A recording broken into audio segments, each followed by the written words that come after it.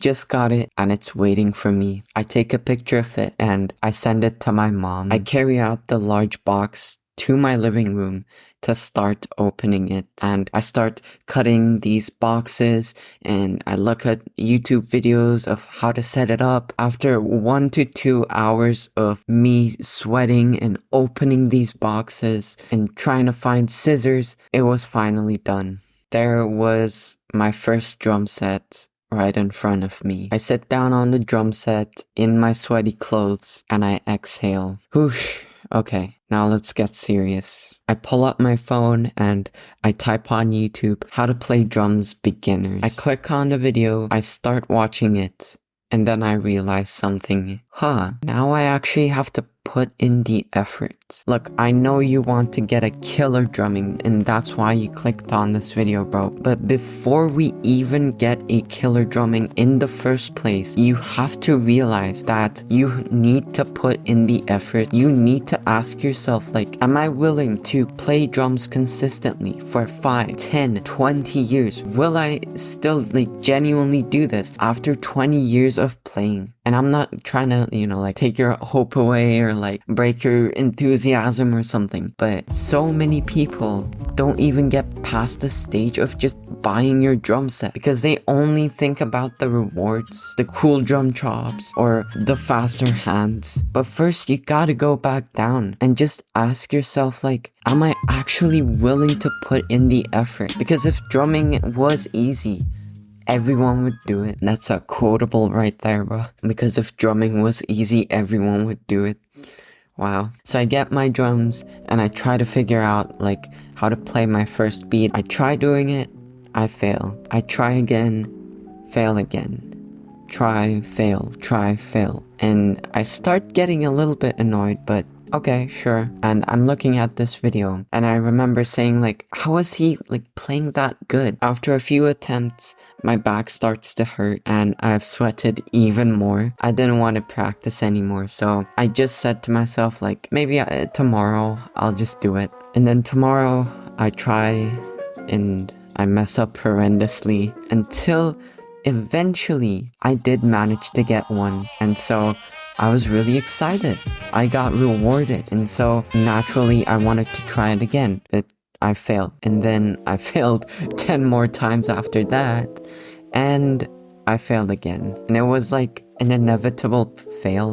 Whatever I did, whatever I tried, I just failed. But I've learned something invaluable from that. I realized that it takes a massive amount of tries to learn anything on drums. And you might overlook this, but this is a major part of getting a killer drumming. You clicked on this video because you wanted a killer drumming. And so you have to incorporate the thing you're trying to learn into your muscle memory. How you do that is by just doing the reps, doing it more, trying and then failing more. And I still sometimes get annoyed because I can't learn a drum fill in 2 tries, and I have to remind myself it should take me time to learn. That's good. That means I'm learning it properly. And by the way, the videos you see on YouTube, those drummers already learned the beat and they're just presenting it to you. But they don't show you how many tries it actually took to learn that beat. How many, I don't want to practice anymore. How many, I'm so bored. So a few weeks pass and I'm trying to learn this drum beat properly. And in this period, I was probably the most hyped up about drumming than I ever was. I'd be in school and the teacher would be just teaching us I don't know, social studies or something, and it would be the last period and my mind would just drift off to what song I should play to in my practice sessions or something. And whenever my mom and I were talking about drums, I'd get so excited. In bed when I couldn't sleep, I would constantly just think about drums, what I should learn on drums, and I'd get hyped up. And when I came home from school, I'd either lie down on my bed and watch drumming videos or just play drums. This is actually something I'm very proud of that I did. I'd watch drumming videos, and whenever I heard something interesting or there was a cool groove that I wanted to learn, I would immediately try it on the drum set. And I didn't even realize it at the time, bro, but this stage was one of the best stages to be in as a beginner. Not only are you motivated and excited about drums, but we can also use this to our advantage to actually get a killer drumming. How? Basically, we want to use our motivation in this stage to do the most boring things ever on drums. So I know many beginners who are self-taught who don't have a good technique. And do you know the only reason that you don't have a good technique at drums? Because, drum roll please, you haven't practiced your technique for long enough. So if you're starting out on drums, this is the best time to do those boring things like learning your technique and practicing your rudiments. And if you want a killer drumming and you're in this stage right now, bro, this is the stage that you do not want to ignore. Use this motivation. Also in this stage, you're probably so motivated that you want to implement everything that you've learned to drums, which is another perfect part of this stage as well. Because by applying what you've learned from a video or a book or something, one, you learn it better because your brain retains the information better. Two, you can see if it works or not. And also you progress so much better on drums because you're gonna be better off by just implementing what you've learned from this video to drumming rather than just looking at me strangely and just, enjoying the video and stuff. Go and apply these things I'm gonna teach you. And if you actually notice the drummers who have like killer drumming, you'll notice that they're not nervous even on stage. Like they play the craziest stuff and the coolest shit ever, but they still want to learn and become better. So like, how are they like that and why are they like that? So first of all, it's actually quite simple to not be nervous. One way I stopped my nervousness while playing was understanding this, bro. So nervousness comes from a lack of preparation. It's because your brain can't quite guess what will happen. So you have to repeat the same thing over and over and over again until your brain's finally like, holy shit, dude, okay, I know it. I autistically know every single thing about this. And that's when you're not nervous. Also, whenever I play like quietly and very like anxious, I like to remind myself, and this might be kind of stupid, but wait, my job is to be a drummer here. I'm supposed to be loud. Like, my instrument is loud. If they can't bear with me playing my instrument, then why even play with a drummer in the first place? Or why buy a drum set to a house when you don't want noise? Drums are very loud. Everyone knows this. You're supposed to be loud. You're a fucking drummer, dude. You have to understand this. And yeah, I know this sounds very like stupid, but just this one simple little mindset change really helped me like get rid of this like anxious kind of playing. So in my opinion, the most crucial part of a killer drumming is a killer practice session. How I got a killer practice session was thanks to some tips my drum teacher taught me and some things I discovered along the way as well. And if you're wondering autistically what things my drum teacher wanted me to learn, 90% of the time he taught me a typical drum beat and a fill to work on. And from lesson 1 to the last lesson, here are every single rudiment he teach me. I hope you take some notes down because you're gonna want to practice these, bro. Paradiddles with different accented notes, double and single strokes, double stroke subdivision exercises, right, left, left, rudiments with kick drums incorporated, paradiddle, this is gonna be good. Paradiddles, they're good in jazz, by the way. Right, left, kick with shuffles and triplets. And I also have a few more, but these are what you should practice as well. Oh yeah, also a very important note. He gave these exercises customized to me, so just because he teach me these things doesn't mean that you will also get the same benefits as me. But these rudiments are kind of like a building block. And here are some tips I discovered from learning so many things on drums. One is to don't look at the notation too much, but rather how it actually sounds. The notation should be just a guide to you. You shouldn't be autistically checking the notation and making sure every single little beat is right. Two, the more you learn, the better you become at learning, because learning itself is a skill. And 3, repetition is always the answer. Don't try to fast track your way, bro, because I've tried it so many times where I just open up the metronome to like 120 BPM and I try to like practice it that way.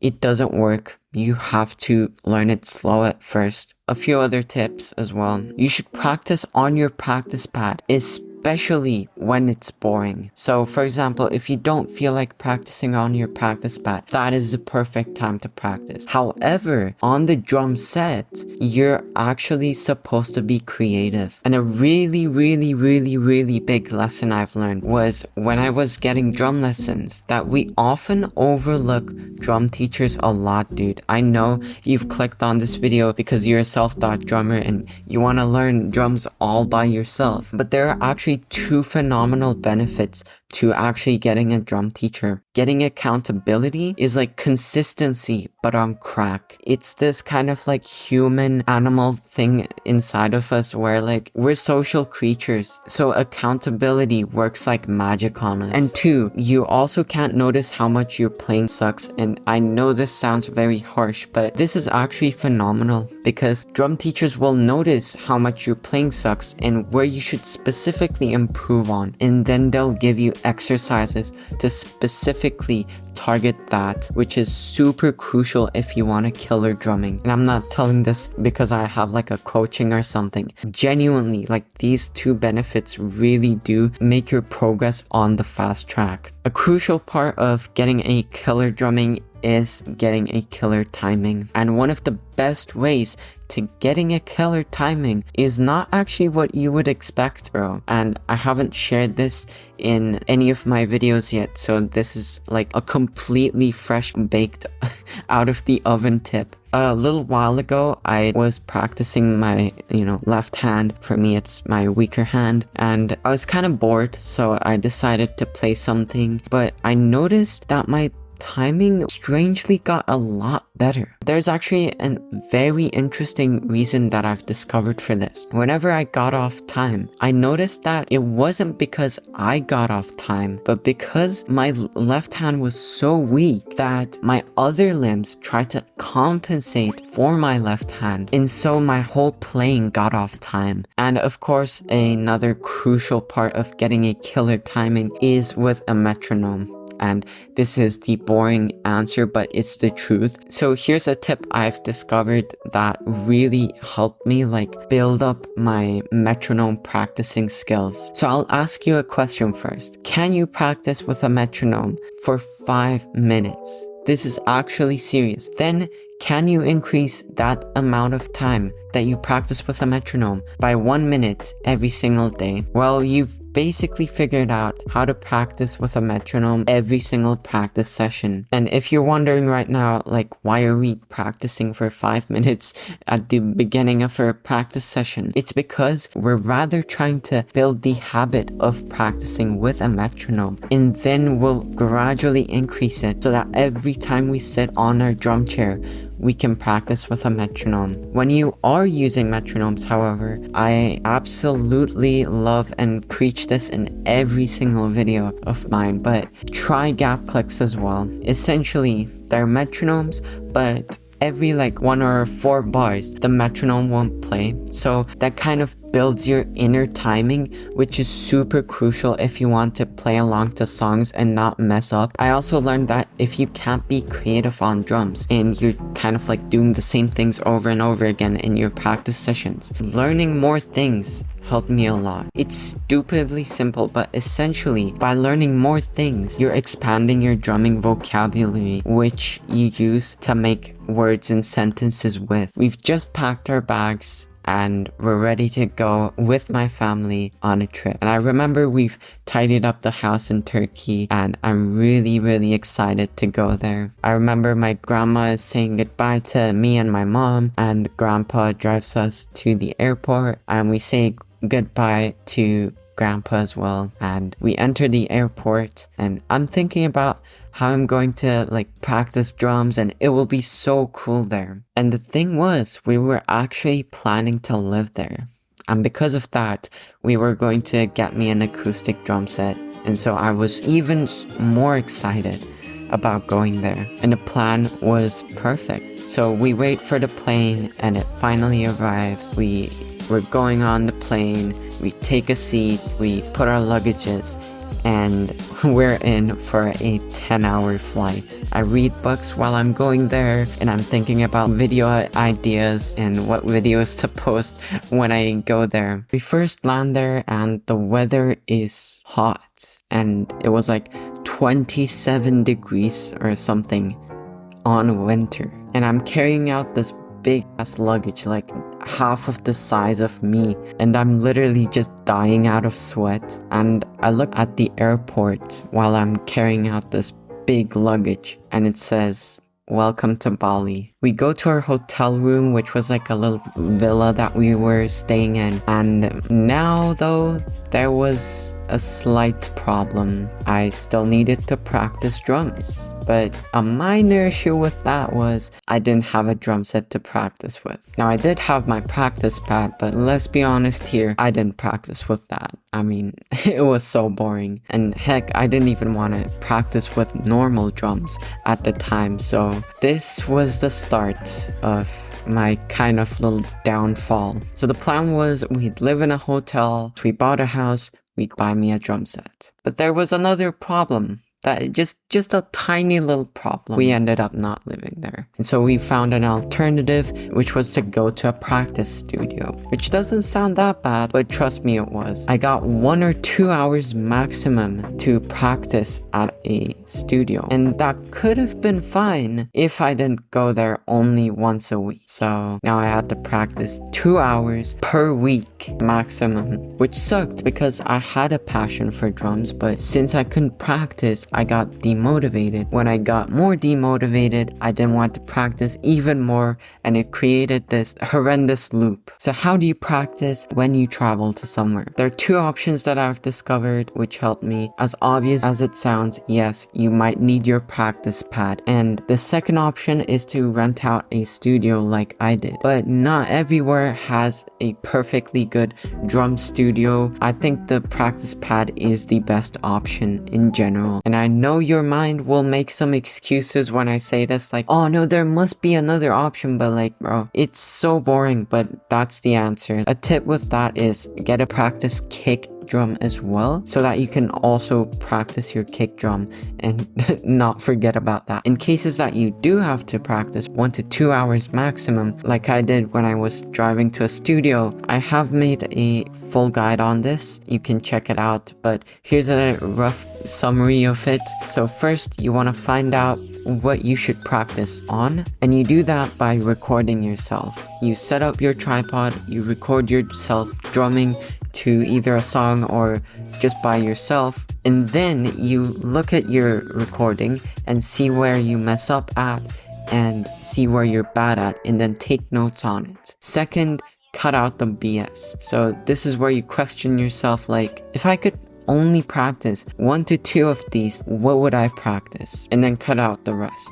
Third, we make those 1 to 2 things really effective. And a way to do that is by autistically focusing on your drumming. And you want 100% of your attention on your drums. And if you get distracted, just come back to your drumming. And you will know if your practice sessions effective if you get into a flow state where you don't think about anything else but your drums. A killer drum set is super useful if you want a killer drumming, of course. And I discovered this simple formula that doesn't need any fancy deciding or anything. You just look at this formula and decide your drum set, bro. So I called it the BS full formula, which stands for budget, sounds, feel, up to your level, and looks. And no, the name is not what you think it is. And also, as a little note here, I'm gonna be talking a lot more about this in my upcoming book. Yes, I wrote a book for like 2 months now. It's gonna come out pretty soon, but here's a quick summary of that. So B stands for budget. Does it fit your budget or not? A good acoustic drum set costs around $700 without the cymbals.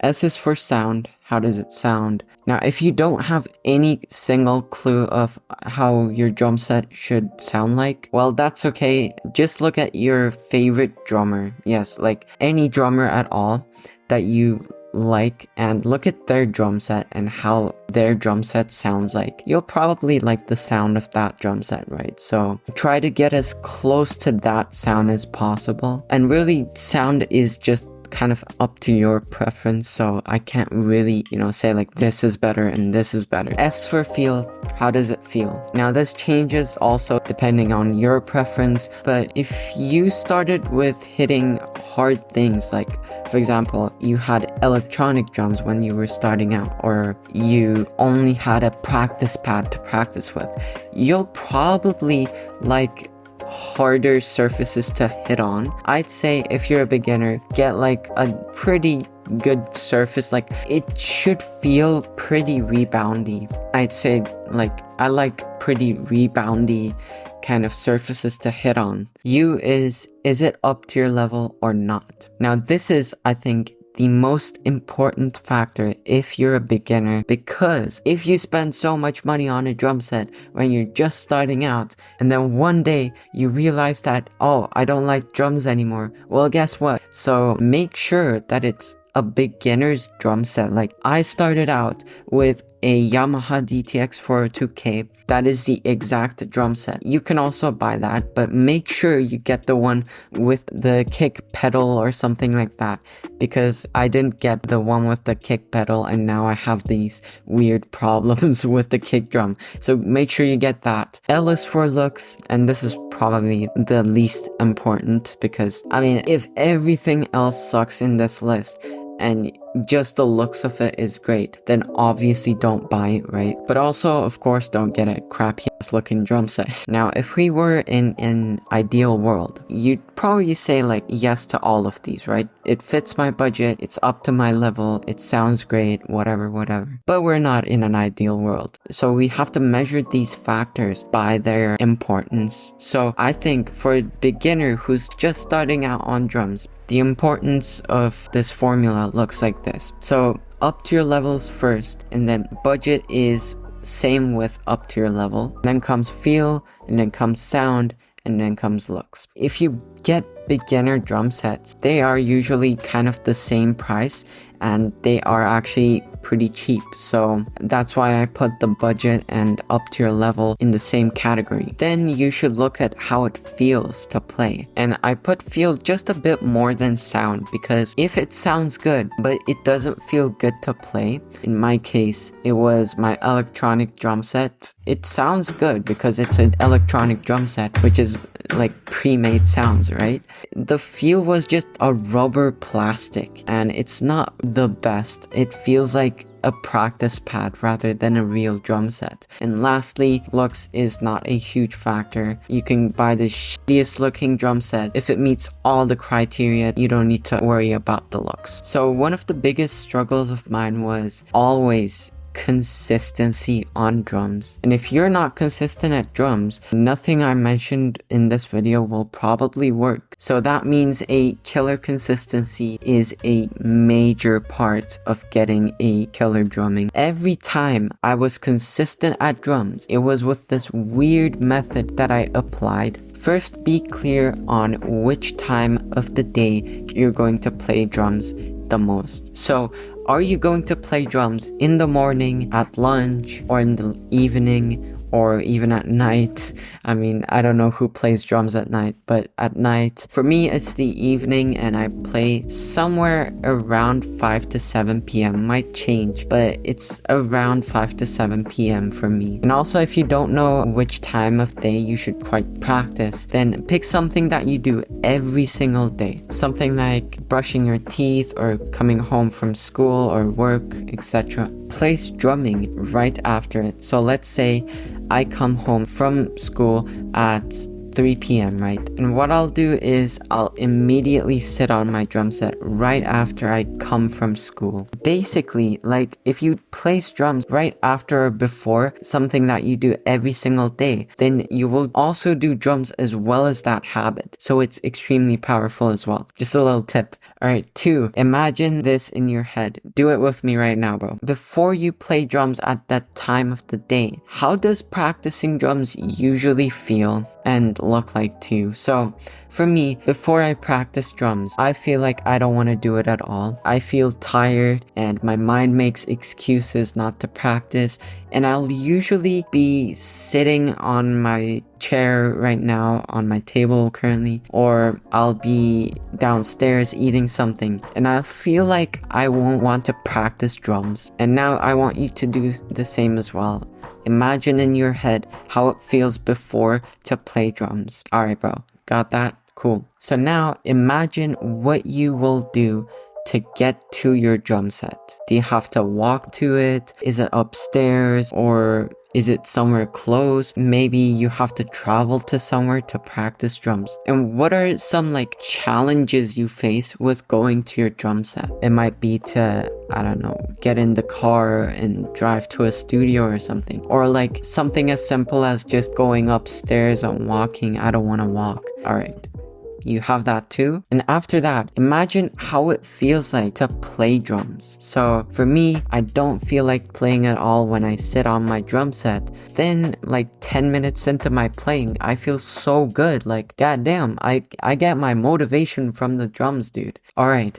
You have all of these. Okay, imagine how it feels like after you've practiced drums. So for me, I tend to feel happier and my mood goes up. Whenever I practice drums, my mood just goes up. Alright, was that good, bro? Alright, so what we did here was we essentially took everything that we need to do in order to practice drums, and we essentially casted a spotlight onto it. We told our brains how it will feel like, and autistically what things you'll do in order to play drums. Now, your brain knows exactly how this whole execution will work. And now whenever you won't want to practice drums at that time of day, your brain's gonna realize this and be like, oh yeah, this is perfectly normal. I actually do this every single time I want to practice drums. I hope you applied this with me right now. I also imagined it all the way through as well. And by the way, this isn't just a psychological trick that I've discovered. This is an actual scientific method to make habits that really stick. And if you want to learn more about it, then I'll link the Dr. Andrew Huberman video. He's a really cool guy. And now I'll ask you a question. Are you struggling with problems on drums that you can't quite get rid of, and you're just searching all over YouTube for it, but you can't really find like the solution, and it's like a pain in the to find a solution to your problems? Alright, so keep that problem in mind. Imagine you have a drumming partner and his job is to autistically look at your drumming mistake, finally make you consistent, and is relatable, went through the same struggles as you did, bro. Do you think your problem can be solved with that person helping you? If yes, then book a call with me right now, bro. It's in the description. Let's chat and figure out your problem.